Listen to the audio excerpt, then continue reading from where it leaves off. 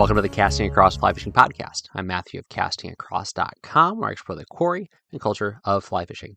It's episode 360, so if you wanted to, you could assign an episode of the podcast to every degree of the compass.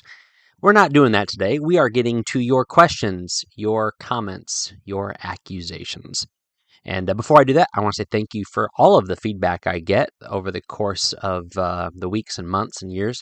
I appreciate it, and as I've said before, whether your comments make it to this podcast episode or not, I do my best to reply as soon as I can. It's the least I can do for you listening to me. It's one thing for me to talk, it's another thing for you to listen. So today I want to get to two very fly fishing focused questions, and one that is kind of a bigger picture comment that I got a lot of over the last few months, so it definitely deserves attention on the podcast, even though it's a little bit of fly fishing adjacent talk, but I think you're probably used to that here. But before we get to that, let's dive right in. Matthew, thanks as always for your articles and podcasts. I have a historical and tactical question that may be suitable for your fly fishing accusations episode. Hey, this guy got it. He was listening. I say, ask me questions. He did. How are nymphs fished before the development of strike indicators, Eurostyle nymphing, the monorig, etc.? Was it just a matter of swinging wet flies? I ask because I'm not fond of indicator nymphing, I'm not interested in Euro nymphing, and would like to try something other than a dry dropper. Thanks, and any thoughts or insights will be greatly appreciated. God bless, Jeff. Well, Jeff, you raise an interesting question, and one that I don't think we talk about enough. So let's define terms a little bit. So when we talk about nymphing, we are using a fly that imitates a period in an insect's development when it is underwater, particularly these aquatic macroinvertebrates that we are dealing with. So it is going to be a situation where it's not flying around. It is either emerging from some sort of egg, or it is actually emerging from it's living on the surface of the stream bottom up to the surface of the water, and its wings are going to be coming out soon. But it's anything that's kind of in that stage, and then there's other critters that we kind of throw into that category as well, whether it be crest bugs or any other bugs like that are living in the water, under the water. So we have to fish these when we can't see them. And that's why we have all the tactics and approaches that Jeff mentioned in his email. Now, I would say the most popular one by far is a strike indicator, which is a bobber. Now, it does other things, right? A strike indicator is helpful because it helps you see where your nymph is floating, or where your nymph has been sunk, and where it is in the stream in front of you. It also, and I think this is probably the most virtuous way to use a strike indicator, is that it sets the depth of your fly. So you can manipulate a fly based upon how much weight it has, but it's really quite simple to put a pretty heavy fly on and then throw a strike indicator on, and that's going to, with the rate of flow taken into account, it's going to keep that fly precisely where you want that fly to be in the water column, because the fish may be on the bottom, they may be kind of sitting somewhere in the middle, or they could be very, very close to the surface, and a strike indicator will accomplish that. Of course, you can use a dry dropper, like Jeff said, and this is a great way to fish because now you have two flies in the equation.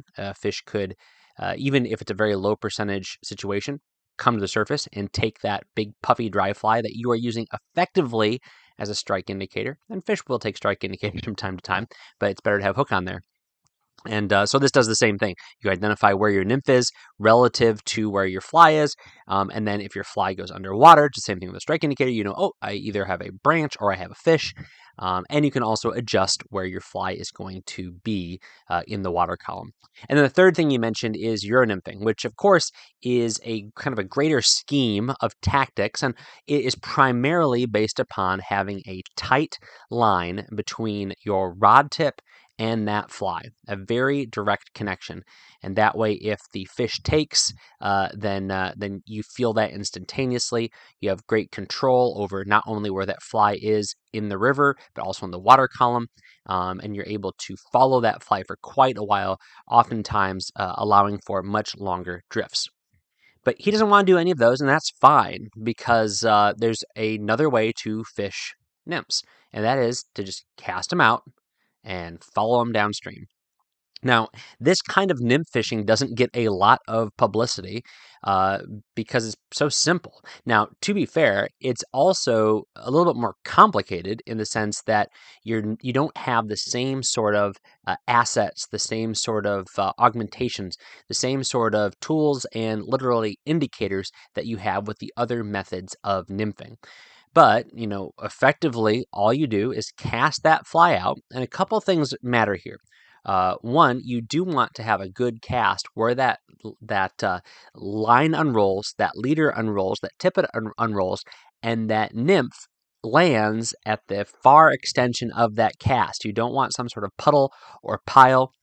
You don't want some dog leg either upstream or downstream at the end of your cast. So you want to have a good cast.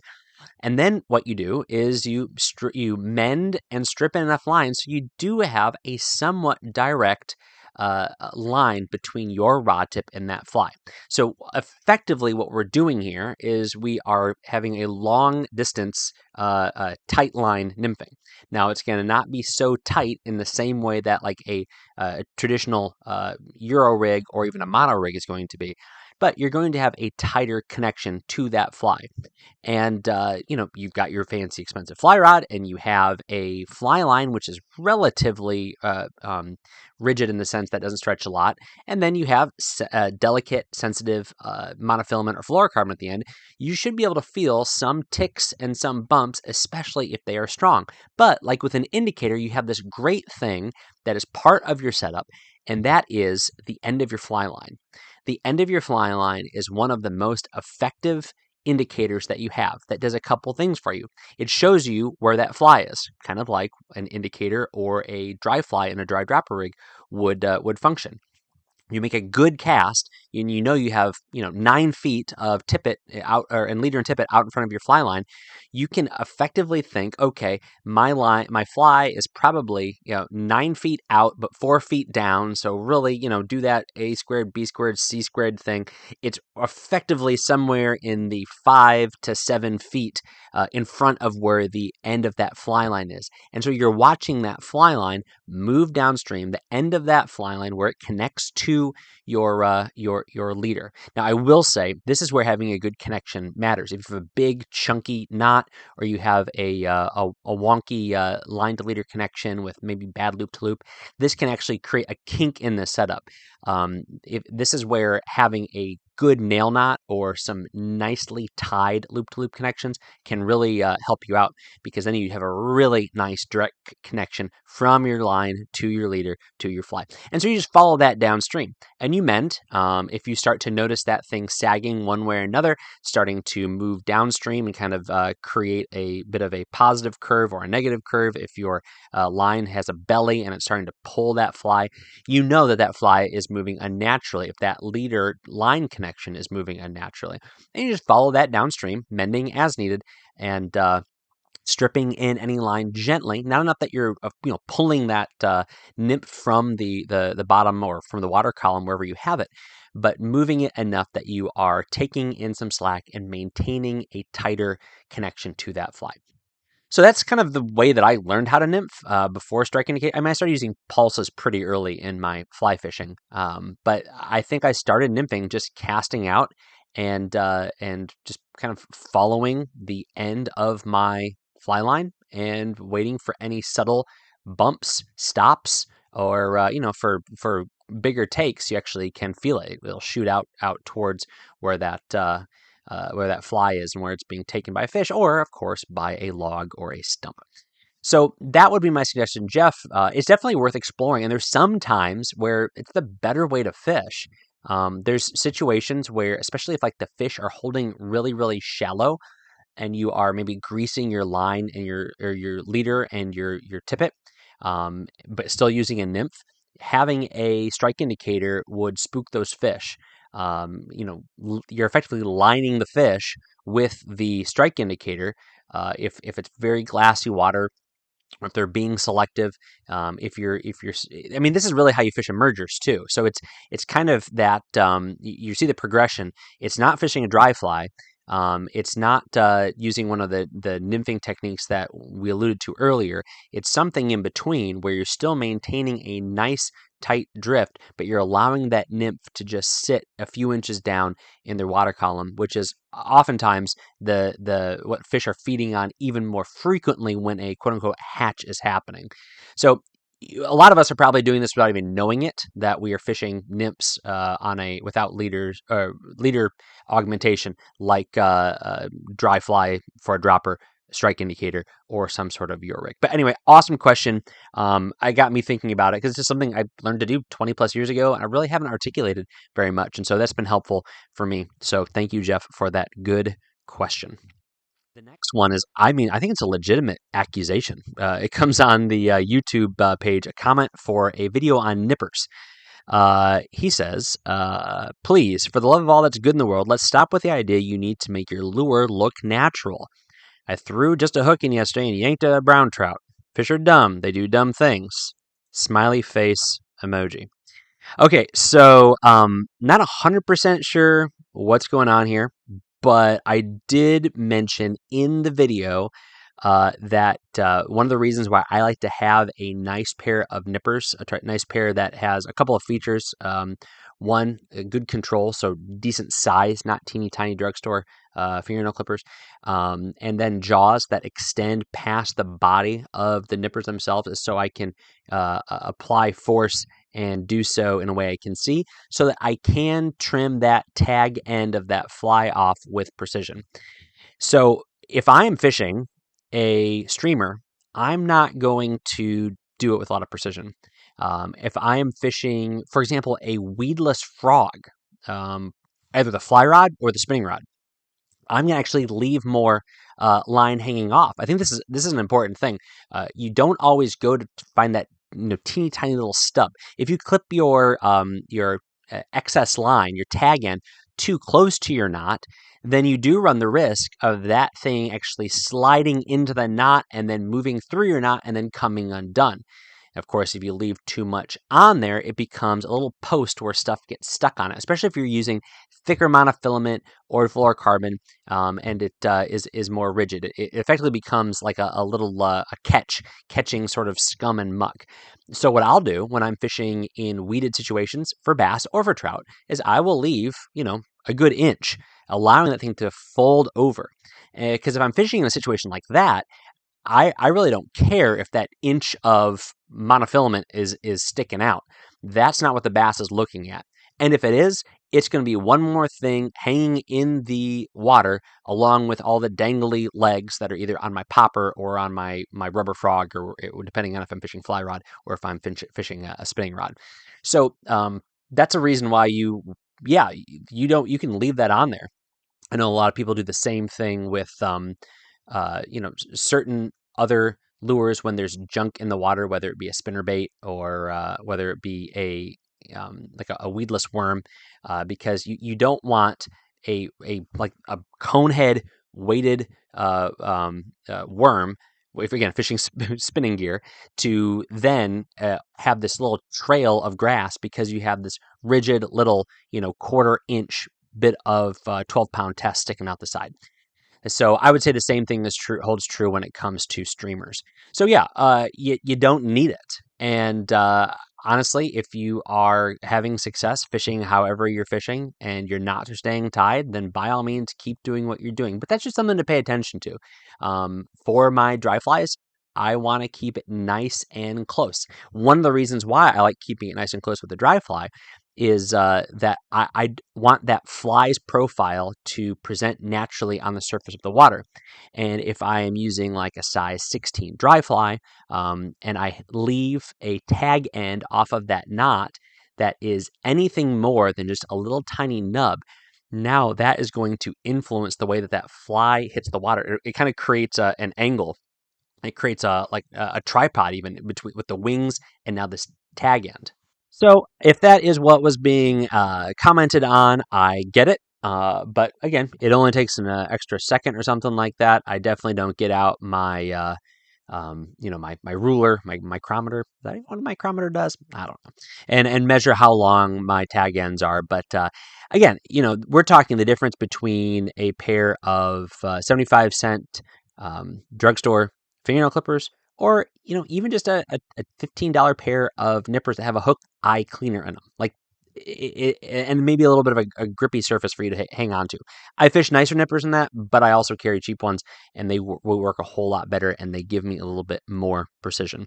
Again, it doesn't take that much time, but if you want to get bent out of shape about it, I'm not going to stop you. All right. As mentioned, the third topic is a little bit, again, fly fishing adjacent. And actually, I have a handful of different emails that I could go to with this particular feedback. Because, like I said, over the last few months, I've gotten quite a few comments regarding the same topic. Pick one of the more recent ones. This is from Ryan. He says, "Hi, Matthew. I've been listening to the podcast and reading the articles for about a year and a half. Thank you. It's been fun to listen and read. I live in Northeast Wisconsin. Started fly fishing on panfish and bass. I've been trout fishing for about 20 years, mainly central and northern Wisconsin. Went back to the beginning and I'm working my way through all the episodes. Your voice was in my head a couple weeks ago. Well, better mine than someone else's that you haven't listened to, I guess. When I had a brook trout downstream, I had no way of moving without spooking it. Small stream, salty bottom, overhanging branches. I caught it by making sure I had enough line out and wiggling my rod tip to get more line out and a good drift. Thanks for that." You are welcome, Ryan. That's one of my favorite ways to fish small streams, and man, does it work. Downstream is not the normal approach, but pragmatism has its place. All right, he continues on. This is what I wanted to touch on.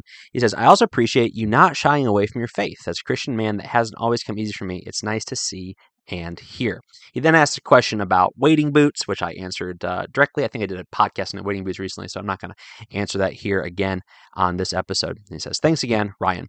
Well, Ryan, I am glad I was able to help you catch that fish in some small way. I'm sure your skill was the greatest part of the how it happened pie chart, and my contribution was just a little bit of sliver, but thank you anyway. But I did want to just touch on again what Ryan said about me not shying away from my faith. And yeah, I can't. I mean, it matters more than fly fishing. It's what makes fly fishing matter. I've talked about that before on the podcast. And I guess the thing that I just come back to is that I'm not going to use this platform to talk about my faith, about Scripture, about the gospel in a way that I think is incongruent to what casting across is. If you've met me in person and we've talked for any length of time, you probably know that I bought the domain Casting Across 10 years ago now, with the idea that if Casting Across fell apart for whatever reason, because the fly fishing stuff just wasn't working, now I had the domain that was Casting a Cross.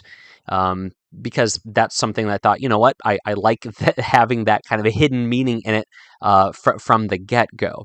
And so I again, if you're a new listener, I'm a pastor of a independent church in southern New Hampshire. We're confessionally Reformed Baptist, and I am just so thankful that so many of the interactions I've had on Casting Across online and in person have been folks interacting with what is oftentimes implicit, but every once in a while explicit in the podcast or on the website.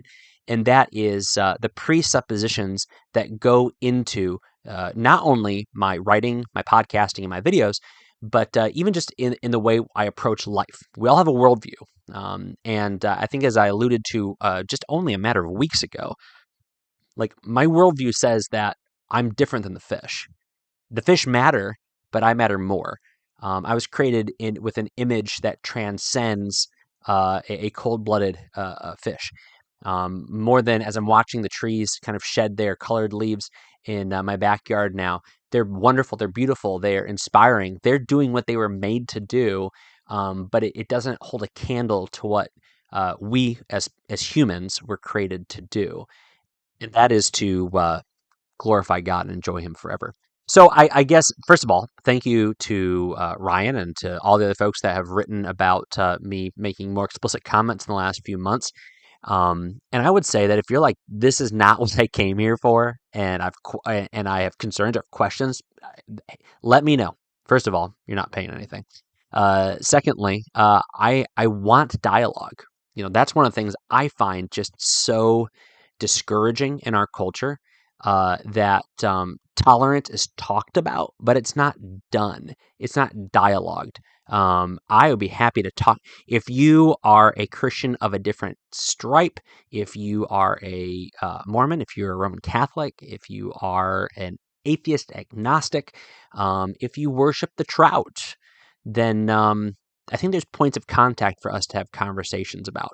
And I'd be happy to engage in that on email, and I'm happy to talk on the phone. You just let me know. Matthew at Casting Across. I am always here. Well, I'm always somewhere. Oftentimes I do get back to my computer and I can see when people reach out to me. But anyway, just thought that was worth mentioning because there's been a lot of that feedback lately. All right, this week on Casting Across, the first article was another product review. It is Holding Aces with Reddington's Top Trout Reel. Holding Aces with Reddington's Top Trout Reel. So a few weeks ago, I reviewed the Reddington EDC, their newest fly rod offering. To be fair, they have a kind of a revamped Predator heavy duty saltwater series, but that's kind of just an addition to an existing rod line. But the EDC is their newest rod, and the Ace is their newest reel. It replaces the Rise, which is a great little reel. This is a little bit more substantial, and it's a really, really good reel. And you can read the article over at Casting Across, but I make the argument that it strikes a good balance because it gives you, if you're a freshwater angler, kind of premium machined disc drag fly reel at a great price. There are a few drawbacks, but again, if you're a trout angler, it's not going to be a problem for you. So check out that review and what I mean by that. Wednesday's article was another book review on the website on YouTube called Video, This Wonderful Book of Trout, in which I talk about Charles Fox's This Wonderful World of Trout.